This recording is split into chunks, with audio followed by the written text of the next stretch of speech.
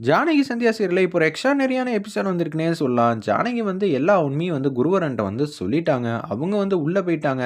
நம்ம கதிர் வந்து வெளியில வந்து வந்துட்டாங்க. வேற லெவல்ல மாஸா இருந்துச்சுன்னே சொல்லலாம். மிஸ் பண்ணாம ஃபுல்லோடையும் கேளுங்க. விசியே வந்து சுத்தமா மாட்டேங்குது. பார்க்கலாம் லைக் பண்ணிட்டு பார்த்தீங்கன்னா, எனக்கு கொஞ்சம் பேச வந்து மூடிட்டா இருக்கும். தனாவையும், கதிரையும் பிரிச்சு வைக்கலான்னு சொல்ட்டு, பஞ்சாயத்துல ஏதோ ஒரு முடிவு வந்து எடுத்துடுறாங்க. இந்த விஷயத்த வந்து வீட்ல வந்து சொல்றாங்க நம்ம ரகுராம். சொன்னதுக்கு அப்புறமேட்டுக்கு, "என் முடிவு தான் என் பொண்ணோட முடிவு" அப்படின்னு சொன்னோனே, ஜானகி முடிவு பண்ணிடுறாங்க. எதுக்காக நீங்க இது மாரிலாம் யோசிச்சீங்கன்னு எனக்கு நல்லாவே தெரியுது. கதிர் இந்த மாரி விஷயத்துல சம்மந்தப்பட்டிருக்காங்கிற சந்தேகம் வந்ததுனால மட்டும் தான், இத்தன நாளா வந்து நீங்க அவன ஏத்துக்கலாமா வேணாமான்னு யோசிச்சுட்டு இருந்தீங்க. இந்த விஷயம் தெரிஞ்சதுக்கு அப்புறமேட்டுக்கு, "நம்ப பொண்ணுக்கு இவன் ஏத்தவன் கிடையாதுன்னு" சொல்லி முடிவு பண்றீங்க. அப்படின்னு சொல்லி யோசிச்சுட்டு இருக்காங்க. ரகுராம் மாட்டுக்கு நல்லா அசந்து தூங்கிட்டு இருக்கிறப்ப, அவங்க ரூமுக்கு வந்து போறாங்க. நடந்ததெல்லாம் வந்து சொல்றாங்க. "நான் இப்ப உள்ள போப்போறேன். என் மாப்பிள கதிர் வாழ வேண்டிய பையன். அவன் எனக்காக உள்ள இருக்கிறதெல்லாம் என்னால ஜீரணிக்கவே முடியாது. தயவு செஞ்சு என்ன மன்னிச்சிருங்க. நான் இது மாரி ஒரு முடிவு எடுத்தேன்னா, நம்ம குடும்பத்துக்கு பெரிய பிரச்சனை வரும். அதெல்லாம் பார்த்துட்டு இருந்தா, என் மாப்பிள்ளையும் பொண்ணும் நிம்மதியா இருக்க முடியாது." அப்படின்னு சொல்லிட்டு, அவங்க கால்ல விழுந்து மன்னிப்பு கேட்டுட்டு, அப்படியே வந்து வேக வேகமா போறாங்க.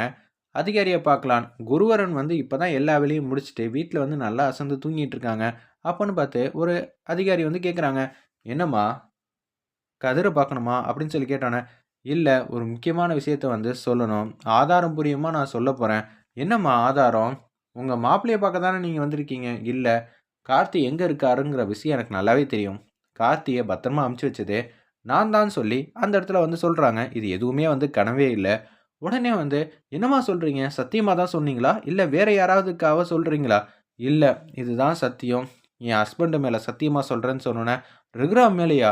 ஆடி போயிட்டாங்க அந்த இடத்துல. உடனே வந்து குருவரனுக்கு கால் பண்றாங்க. என்னது இந்த நேரம்னு பார்த்து ஃபோன் அடிக்கிறாரு. "என்னய்யா ஃபோன் அடிச்சிருக்கீங்களே, இங்க வாங்கய்யா, முக்கியமான ஆதாரம் வந்து இங்க வந்திருக்கு" அப்படின்னு சொல்லி, ஜானகி அம்மா இப்படியெல்லாம் பேசுறாங்க. என்ன ஏதுன்னு தெரியலன்னோனே, "நான் உடனே வந்துடுறேன்னு" சொல்லிட்டு, அப்படியே வந்து அவங்க காஸ்டியூம்லாம் சேஞ்ச் பண்ணிட்டு மாசா வந்து நிக்கிறாங்க. இத பார்த்தோனே தூக்கி வாரி போட்டுருது. "நீங்க உண்மையா தான் சொல்றீங்களா?" அப்படின்னு சொன்னோனே, "அன்னைக்கு என்ன நடந்துச்சு? இது மாரி மாயாவுக்கு வந்து ஒரு லெட்டர் வந்துச்சு. அதுக்கப்புறமேட்டுக்கு மாயா மாட்டுக்கு அங்க போனா. அங்க என்ன தெரியுமா நடந்துச்சுன்னு" சொல்லி, அந்த இடத்துல லைட்டா வந்து சொல்லி முடிச்சதுக்கு அப்புறமேட்டுக்கு, "நான் வேண்டிய சிச்சுவேஷன் ஆயிடுச்சு. அப்பதான் வந்து நான் வந்து கார்த்திய வந்து டிஷும் டிஷும் பண்ணேன். அதுக்கப்புறம் இது மாரி ஆயிடுச்சா, எனக்கே ஒண்ணும் புரியல. அப்புறமேட்டுக்கு தான் நான் வந்து எல்லாத்துக்குமே காரணம்" அப்படின்னு சொல்லி முடிச்சிடுறாங்க. "என் மாப்பிள்ளைக்கு இதுக்கும் சம்மந்தமே இல்ல. அப்புறம் எப்படி பர்ஸ் வந்துச்சுங்கிற விஷயத்த மட்டும் குருவரனால யோசிக்க முடியாம அப்படியே வந்து இருக்காங்க. ஜானகி தான் பண்ணியிருக்காங்கங்கிற விஷயம் தெரிஞ்சனால, அப்படியே வந்து இந்த விஷயத்த வந்து ஏத்துக்கிறாங்க. "இது பேப்பர்ல வந்து கையெழுத்து போட்டு குடுங்கன்னு" சொல்லி குருவரன் வந்து பேப்பர்ல அவங்க சொன்னது எல்லாத்தையும் வந்து ஒருத்தவங்க வந்து எழுதிட்டு இருக்காங்க. "நீங்க சொன்னத அப்படியே எழுதியிருக்கேன். அம்மா இன்னொரு வாட்டி யோசிச்சு சொல்லுங்க. இல்ல நீங்க மத்தவங்கள காப்பாத்துறதுக்காக இது மாரி கேட்கிறீங்களா?" அப்படின்னு சொல்றாங்க அந்த இடத்துல நம்ப குருவரன். "இல்லப்பா, இதான்ப்பா சத்தியம். இதான்ப்பா நடந்துச்சு. நான் ரகுராமோட பொண்டாட்டிப்பா. நான் பொய்லாம் சொல்ல மாட்டேன்." "சரிம்மா, கையெழுத்து போடுங்க" அப்படின்னு சொன்னோன வந்து கையெழுத்து வந்து போடுறாங்க. நீங்க என்ன பண்றீங்கன்னா, உள்ள ஒரு தம்பி உட்கார்ந்திருக்காருல்ல, அவர வெளியில வந்து கூட்டிட்டு வாங்கன்னோனே, கதிர் வந்து வெளில வராங்க.